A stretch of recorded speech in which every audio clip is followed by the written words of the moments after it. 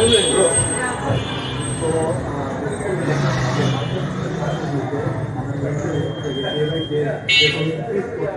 অনেক কিছু ইগনোর করতে চাই।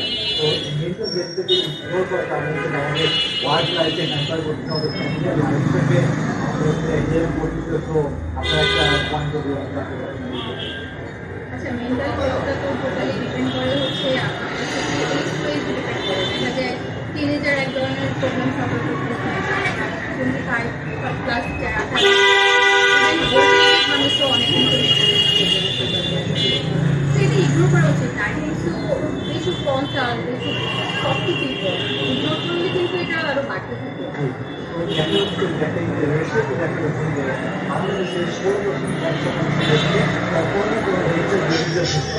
আর তারা এটা সম্পর্কে অ্যাওয়ারনেসই নাই, তারা বুঝতে পারছে না যে আমার ভিতরে একটা মেন্টাল সমস্যা আছে। তো এটাকে যদি কোথাও ফাইন্ড আউট করতে পারে তো মেন্টাল হেলথের সিমটম দেখা যায়, সেই সিমটমগুলো সম্পর্কে আমরা কী করতে পারি। এখন তো ইন্টারনেটের যুগ, আমরা তার যদি So I know something about it, and there are lots of organizations like Life is Pain, মনের বন্ধু, মাইন্ড সেবা। তো ওরা কিন্তু এইসব সার্ভিসগুলো প্রোভাইড করে থাকে। অনেক কাউন্সিলর আছে, সাইকিয়াট্রিস্ট আছে অ্যান্ড সাইকোলজিস্ট আছে। তো সাইকিয়াট্রিস্ট মেডিসিন অ্যান্ড সাইকোলজিস্ট আপনাকে কাউন্সিলিং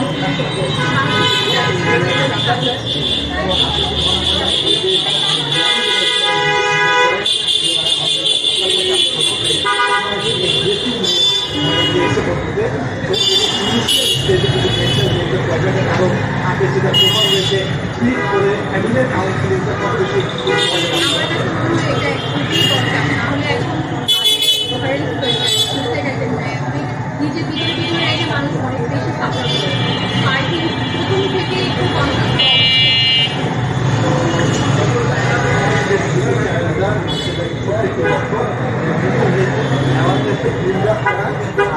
ভিডিওগুলো দেখে তারা যদি ফিল করবে তাহলে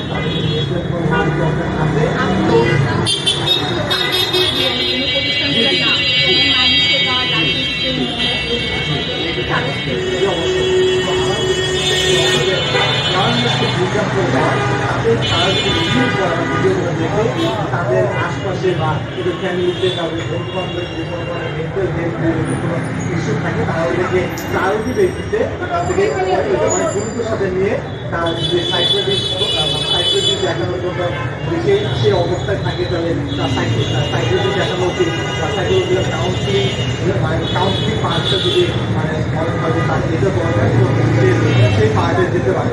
তো এই নিয়ে করতে একটি লক্ষ্য। তো